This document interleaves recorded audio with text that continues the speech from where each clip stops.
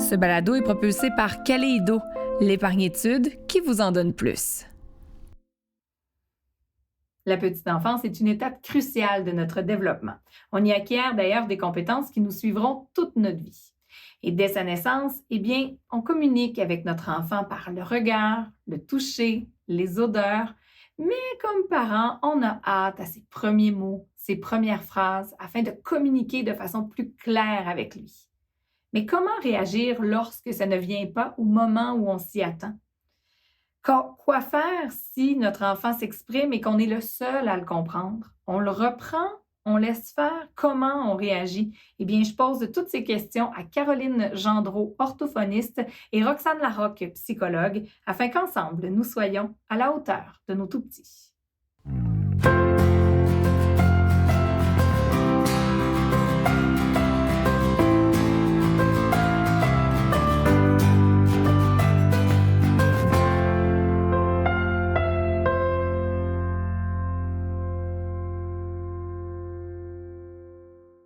J'aimerais savoir, mesdames, pour les parents de tout petits, peut-être un petit peu plus vieux, qui sont âgés déjà de 4 ou 5 ans, qu'est-ce qu'on fait si on a de la difficulté à communiquer par le langage avec notre enfant? Est-ce que c'est normal que ça vienne peut-être un petit peu nous agacer ou nous irriter un peu? Oui, tout à fait. Je peux commencer si je peux me permettre. En fait, à 4 ou 5 ans, l'enfant est supposé être capable de communiquer de façon claire avec ses parents, puis aussi avec des personnes qui sont étrangères, des personnes qui ne font pas nécessairement partie de son cercle proche, parce qu'on sait que les parents sont des bons décodeurs de l'enfant, ils sont capables de bien le comprendre, même s'ils n'ont pas tous les éléments dans le discours, même s'il manque des mots dans les phrases, parce qu'ils connaissent le contexte. Oui, l'enfant est supposé être capable de s'exprimer avec des phrases, au niveau de la clarté aussi des mots. Il est supposé se faire comprendre là, environ 90% par une personne qui est moins familière, donc une personne qui n'est pas avec lui au quotidien. Alors, ça peut être des indices là, si jamais ce n'est pas le cas chez notre enfant. Hmm.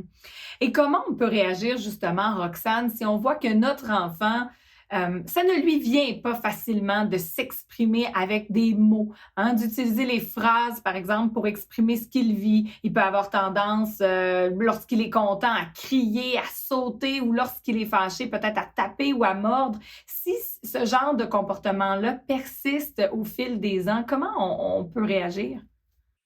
Bien, je pense que tu le nommais tout à l'heure, il y a beaucoup de façons de communiquer. Donc, l'enfant qui n'a pas de mots va le communiquer autrement. Puis, tu disais que c'est normal aussi des fois que ça nous agace ou que, ben, tu sais, on peut avoir 3 enfants et que les 3 soient extrêmement différents. Et si les 2 premiers ont parlé super tôt, mais que là, le petit troisième n'a pas tant besoin de parler parce qu'il se fait comprendre assez facilement par les autres ou en pointant, ben, ça se peut que ça amène des défis supplémentaires. Il y a aussi des tempéraments d'enfants, c'est-à-dire qu'il y en a qui vont développer la sphère motrice. Tout ça, il y a beaucoup de choses qui se développent en 0-5 ans. Donc, ça se peut qu'à un moment donné, on ait un enfant pour qui ce soit plus corporel, les réactions, que verbales. Je pense que c'est de voir, ben, de l'inviter à mettre les émotions en mots ou « je vois que tu es vraiment content » ou « je vois que » pour que là, les mots viennent. Mais ça se peut aussi qu'il les a tout simplement pas pour l'instant, les mots. Fait qu'il ne faut pas perdre de vue ça non plus pour pas que ça devienne frustrant ou qu'ils reçoivent le message à quelque part qu'il n'est pas correct.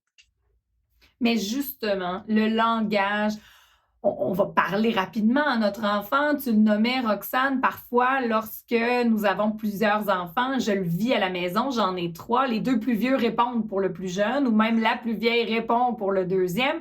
Est-ce qu'on doit, pour notre aîné, mais aussi pour les autres enfants, peut-être stimuler le langage? Si on voit, par exemple, vers l'âge de 2 ans, qu'on n'a pas 2 ou 3 mots qui se suivent, de courtes phrases, est-ce qu'on devrait pousser ou justement, c'est peut-être dans son tempérament, on attend et on regarde? Comment on devrait observer ça? Je pense que ça dépend de l'enfant. Justement, à 2 ans, on devrait avoir des petites phrases de 2, 3 mots. L'enfant est capable de communiquer ses besoins, si évidemment il y a les mots pour le faire. Si jamais il les a pas, c'est de voir est-ce qu'il y a des outils pour communiquer autrement. Est-ce qu'il est capable de pointer? C'est quoi ses façons de communiquer? Parce que c'est ce qu'on veut voir aussi au global, c'est la communication. Oui, la communication, ça passe par des mots, mais ça passe aussi beaucoup par le non-verbal. Donc, il y a toutes sortes de façons de communiquer. L'enfant peut se faire comprendre de d'autres façons. Puis, ce qui est important, si l'enfant a tendance à communiquer de façon non-verbale, c'est à nous de venir mettre les mots, de lui donner le modèle. Et c'est par la répétition que l'enfant va être capable d'intégrer ces nouveaux mots-là et de les utiliser éventuellement aussi par la suite. Mais comment on agit? Je vous donne un exemple. Le plus jeune ou notre deuxième, peu importe, vient nous voir pour avoir du lait. Il va pointer, par exemple, le réfrigérateur avec son gobelet. En tant que parent, on comprend qu'il veut du lait et l'aîné va venir dire, ou le grand frère, grande sœur, maman, il veut du lait.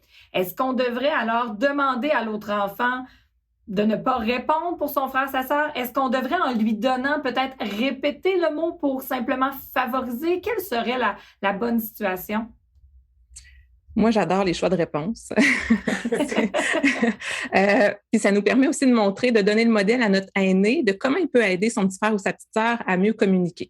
Donc oui, on sait que l'enfant veut du lait, on le connaît bien, on sait que c'est son heure, mais ça peut être de demander, est-ce que tu veux du lait ou de l'eau? Puis on peut montrer, avoir les deux items dans nos mains.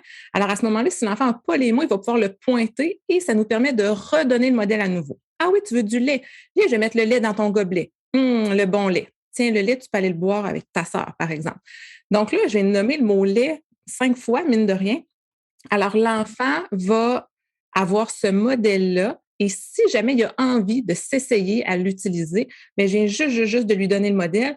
Alors, c'est plus frais dans sa mémoire et il va pouvoir le réutiliser. Puis, s'il ne veut pas l'utiliser tout de suite, c'est correct. Nous, on continue notre stimulation. Puis on vient donner aussi un modèle à notre aîné de comment aider son petit frère ou son petite sœur dans sa communication. Oui, parce que souvent, ils veulent bien faire. Ils font pas ça nécessairement avec une mauvaise volonté, mais en répondant toujours pour l'enfant, inévitablement, ça va pas l'amener lui-même à s'exprimer.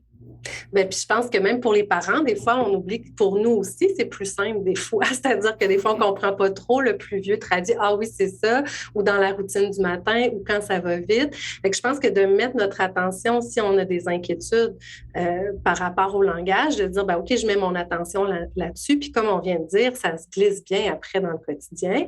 Mais je pense qu'une prise de conscience de cette dynamique-là, puis de voir « OK, ouais, peut-être que moi aussi, des fois, j'empêche mon enfant de parler pas consciemment, pas volontairement, mais parce que ça se fait un petit peu tout seul. Oui.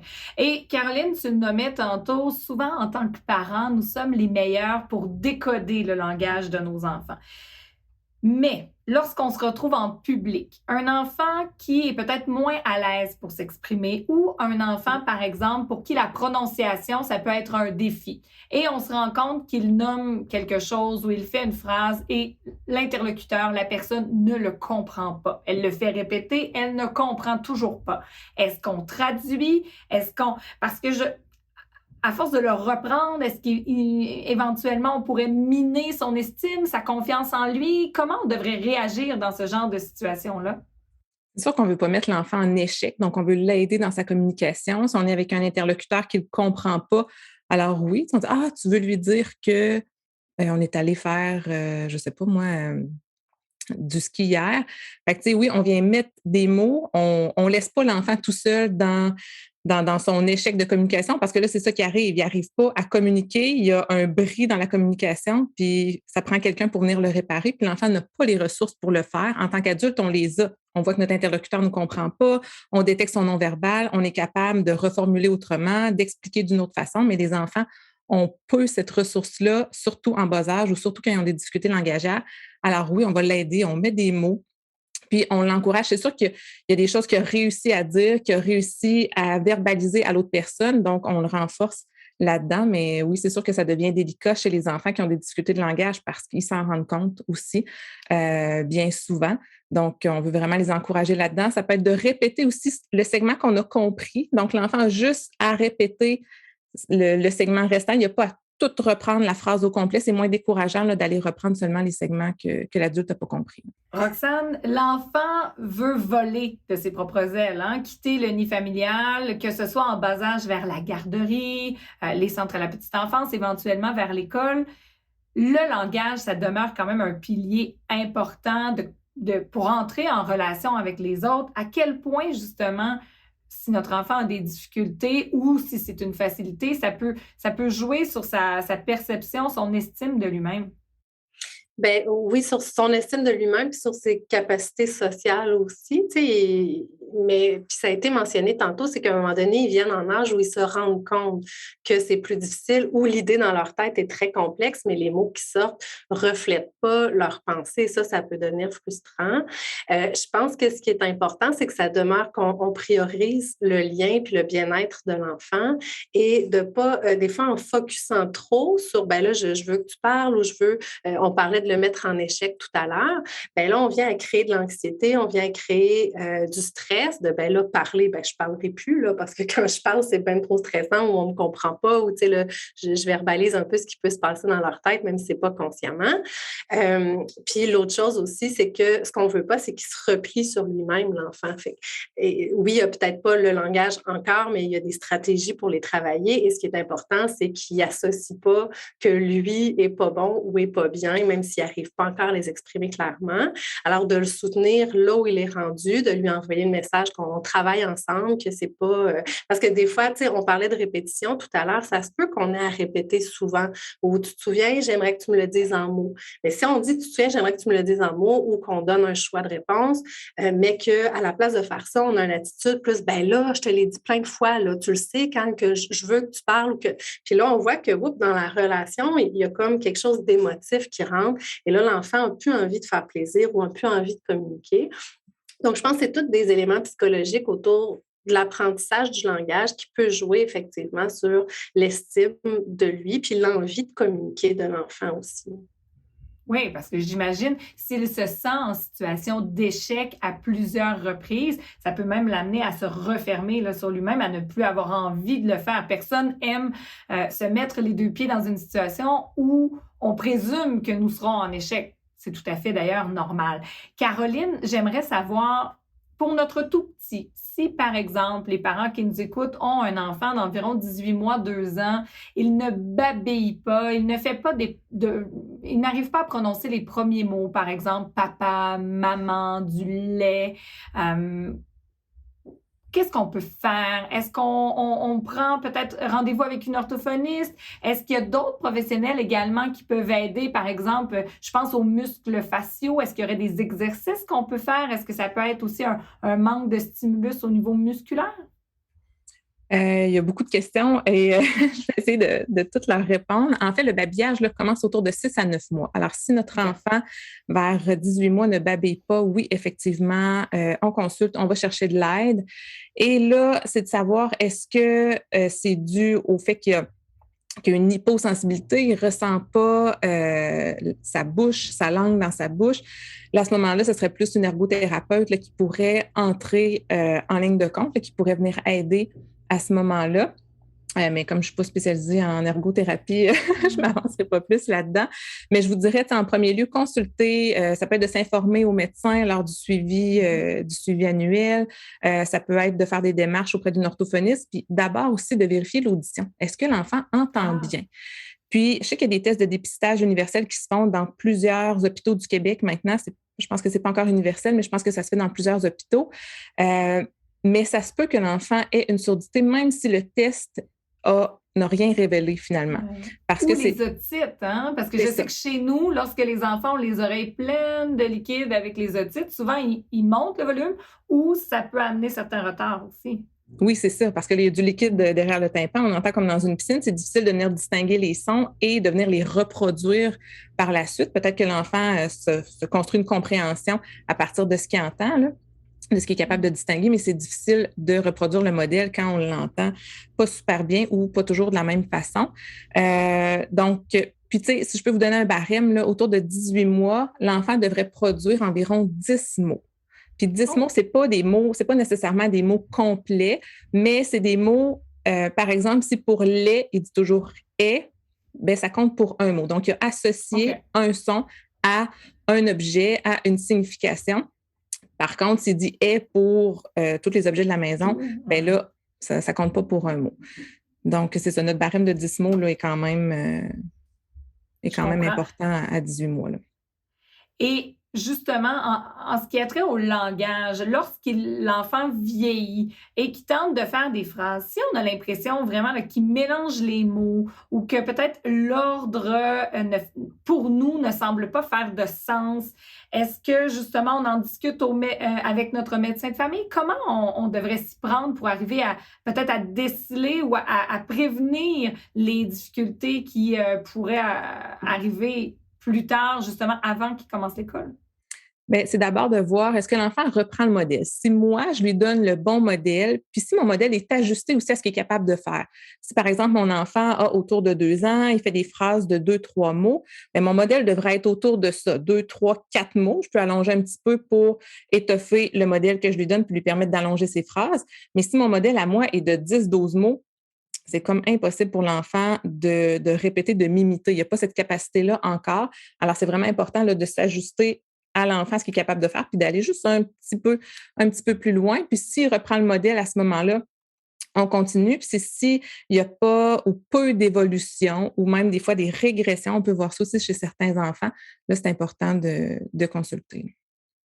Roxane, au niveau des émotions, au niveau de ce que l'enfant vit, est-ce que dans ta pratique, par exemple, tu as vu ça des enfants qui, parfois, ça n'a pas du tout de lien avec le langage comme tel, mais avec ce qu'ils peuvent vivre dans d'autres facettes de leur vie, eh bien, ils viennent complètement là, couper cette facette-là de leur développement parce qu'ils ne veulent pas, par exemple, entrer en relation avec l'autre ou est-ce qu'il y a des situations auxquelles on devrait être plus justement attentif par rapport à la façon de notre enfant de communiquer par le langage? Oui, bien, souvent, les premiers pas sont faits plus, c'est ça, du côté ortho, s'assurer qu'il n'y a rien. Puis, à un moment donné, les pistes plus physiques ou les pistes de langage, on voit que c'est pas ça. Puis, c'est souvent dans ce contexte-là que les jeunes arrivent dans mon bureau. À partir de 4 ans, autour de, tu sais, entre 4 et 8, ça se passe beaucoup là.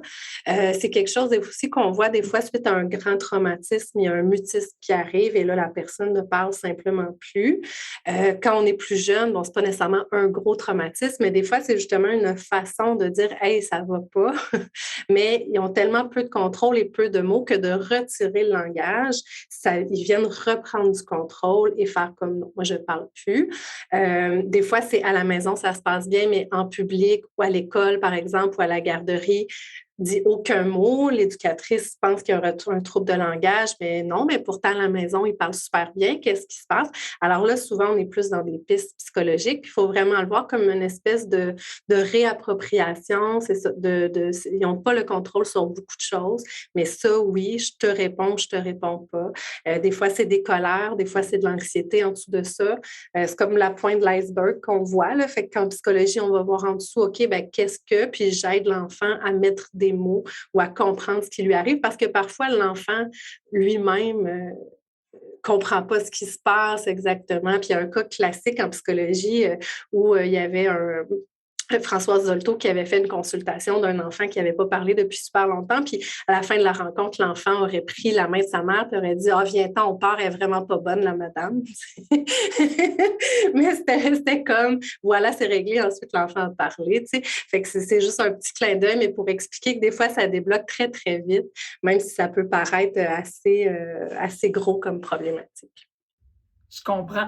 Et à l'inverse, lorsque nos enfants parlent beaucoup, chez moi, une phrase qui revient souvent, c'est tu m'as coupé la parole, je n'avais pas terminé. Parfois, les enfants, particulièrement à l'heure du repas, hein, c'est un beau moment de communion en famille, tout le monde a hâte de nous raconter sa journée. Avez-vous des trucs à nous donner justement pour le respect du tour de parole avec de jeunes enfants, là, 4, 5, 6, 7 ans, lorsqu'ils ont hâte de nous parler et là, un veut compléter la phrase de l'autre, puis ils finissent par parler en même temps et ça peut générer beaucoup de frustration.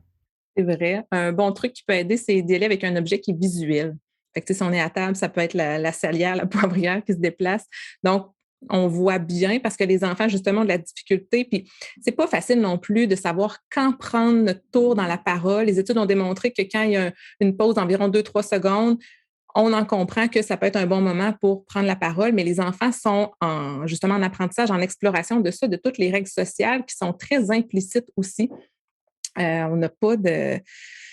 c'est ça, c'est très implicite, donc faut se pratiquer, faut vivre un peu des conflits aussi pour le pratiquer et c'est ça. Je ne sais pas si Roxane a d'autres trucs, là, mais je sais que autant à l'école que dans les milieux avec les plus petits, là, d'avoir un objet visuel, là, ça peut être un bâton de parole qu'on appelle souvent là, à la garderie ou en milieu scolaire, là, mais ça aide les enfants à cibler c'est à qui le tour finalement.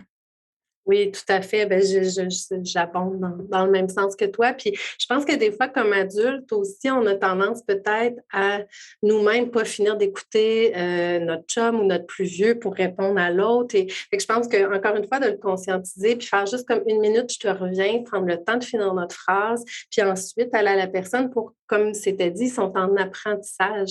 Et de l'attention, les enfants en prendraient à l'infini. Et à un moment donné, à un certain âge, c'est bien de comprendre leur apprendre ces codes sociaux-là. C'est-à-dire, ça ne sera pas long, mais que nous, après, on y pense. Bon, qu'est-ce que tu voulais me dire ou d'aller le finir? Puis là, l'enfant comprend, OK, même si je ne le dis pas immédiatement, ça va venir quand même, mon tour va arriver. Donc, des fois, c'est des petits gestes comme ça, puis de se permettre nous-mêmes de leur mettre un petit stop, là, sans les ignorer complètement. Parce que des fois, quand on les ignore, c'est pire. Là, mais maman, maman, maman, maman, tu sais, puis là, ça finit en chicane finalement. Oui, et surtout de ne pas les oublier parce que parfois, Exact. ce n'est pas volontaire, mais il suffit de l'oublier une fois et par la suite, ils ne veulent plus attendre parce qu'ils se disent « Elle m'a oublié la dernière fois, alors cette fois-ci, je prends mon tour de parole et clairement, je ne laisse pas ma place. » Et en terminant, là, une idée qui me vient spontanément, lorsque je pense au langage, je pense inévitablement aux langues. Est-ce une bonne idée chez nos tout-petits qui sont des éponges, déjà de les exposer, par exemple, au français, à l'anglais, à l'espagnol? Prenons un cas type, là, une famille francophone où la langue maternelle, c'est le français. Écoutez, par exemple, la télévision ou un film en anglais. Est-ce une bonne idée dans le 0-5 ans? Oui, ben, en fait, ça dépend des familles. C'est sûr que pour l'apprentissage d'une une langue seconde, par exemple, ce qui est le plus efficace, c'est sûr qu'il faut regarder, en fait, l'interlocuteur. Quand on est devant la télévision, ben, l'enfant fait juste recevoir de l'information, mais il n'est pas en interaction. Il n'est pas en train de pratiquer. Comparativement à si, mettons, maman parle français, papa parle anglais à la maison. Alors là, il peut interagir dans les deux langues. Et ce qu'il faut regarder aussi, c'est le temps d'exposition. S'il est exposé 10% à une langue puis 90% à une autre, c'est sûr que le développement des langues ne se fera pas de la même façon.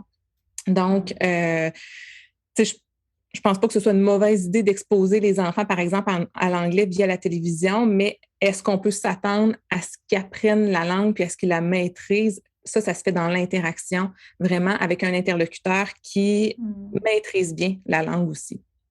Oui, donc on peut le faire, mais il ne faut pas nécessairement avoir de grandes attentes en lien avec ça et qu'ils puissent nous faire des phrases en anglais parce qu'ils ont écouté quelques émissions, là. Mais Roxane, en terminant, au niveau cérébral, on le sait, nos enfants, ce sont des éponges. Est-ce que quand même ça vient donner une certaine musicalité de la langue ou à l'inverse, certains ont peur, par exemple, de les mélanger? Est-ce que c'est une fausse croyance? Bien, en fait, c'est un peu, pas du cas par cas, mais presque dans le sens où les conditions favorables pour le cerveau des tout-petits, on en parle souvent, mais c'est de ne pas baigner dans le cortisol. Donc, de ne pas être dans le stress, de pas... Fait que si on s'en fait un objectif rigide, puis là, ça y est, je lui réponds en anglais, même si je parle français, ou peu importe, et que là, ça vient jouer dans le stress ou l'estime, où l'enfant se sent en échec, où lui, il n'a pas le goût aujourd'hui d'écouter son émission en anglais, il aurait le goût d'un autre. Je pense que c'est là où il faut de la souplesse, en fait. Parce que ça peut être une très belle fenêtre d'opportunité, mais en respectant, puis Caroline le mentionnait bien, c'est dans l'interaction que ça se passe. Donc, de dire, ben, hey, OK, tu sais toutes tes couleurs, on les essaye-tu en anglais? Tu sais, te souviens-tu d'eux? Puis ça peut être des belles, tu sais, on sème des graines comme ça, sans avoir comme objectif, vos enfants pourront être bilingues, trilingues, même s'ils n'ont pas commencé là, à 18 mois à parler en espagnol. Oui. Donc, on s'enlève un petit peu de pression en tant que parent et on le sait, c'est comme le reste, hein? Ils apprennent beaucoup mieux dans le jeu et dans le plaisir qu'avec la pression. Merci beaucoup, mesdames. Pour le segment coup de cœur, je tenais à vous parler chiffres. Lorsque notre enfant apprend à parler, souvent on va mettre l'emphase sur les mots, les lettres, les sons, mais qu'en est-il des chiffres? Eh bien, j'en discute aujourd'hui avec Laurie Boisvert, qui est bachelière en psychoéducation, coach familial et qui est également membre du réseau Nanny Secours. Bonjour Laurie. Bonjour. En quoi c'est judicieux, voire même important, d'apprendre rapidement à nos enfants à jouer avec les chiffres? C'est assez important parce que ça peut avoir un impact sur tous les apprentissages au niveau scolaire. Très tôt, sans même être stimulés, les enfants vont quand même être en mesure d'apprendre certaines notions au niveau mathématique.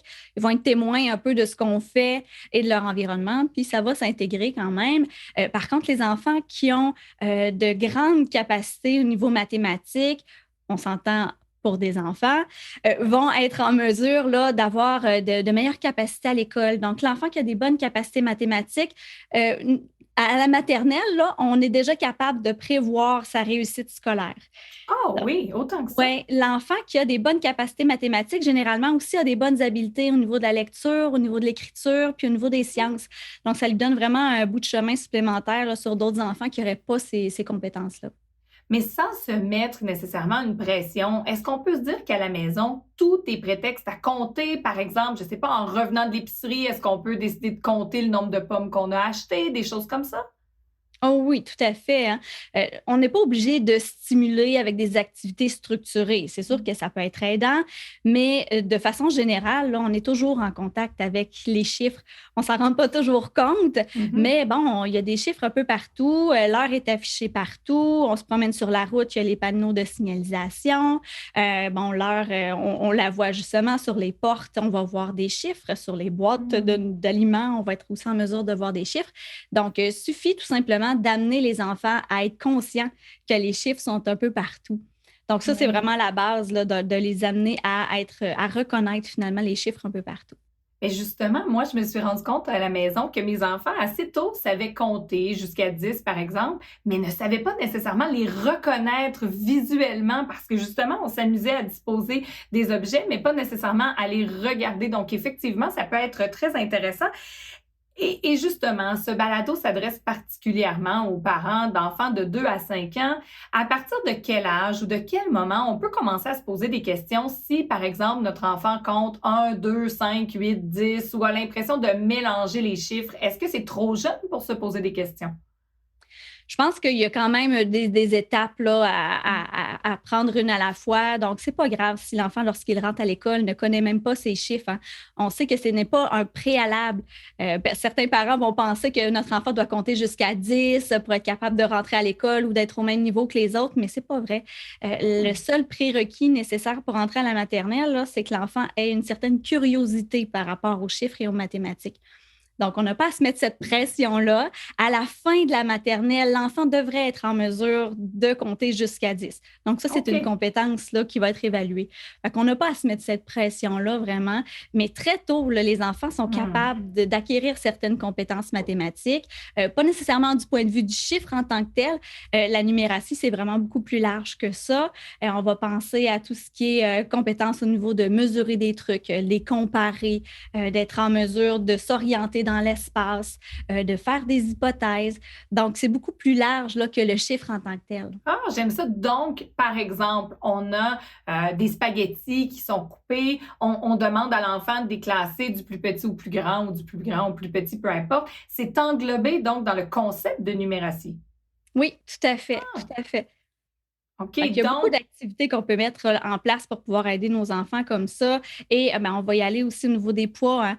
Donc, si je pense par exemple à la cuisine, hein, qui est une activité par excellence pour travailler justement la numératie, puis en plus qui est plaisante, on va être capable justement de mesurer des quantités, de mesurer des volumes, de comparer, de transvider, d'être en mesure aussi de peser certains aliments. Fait que c'est vraiment complet comme activité qu'on pourrait faire à la maison.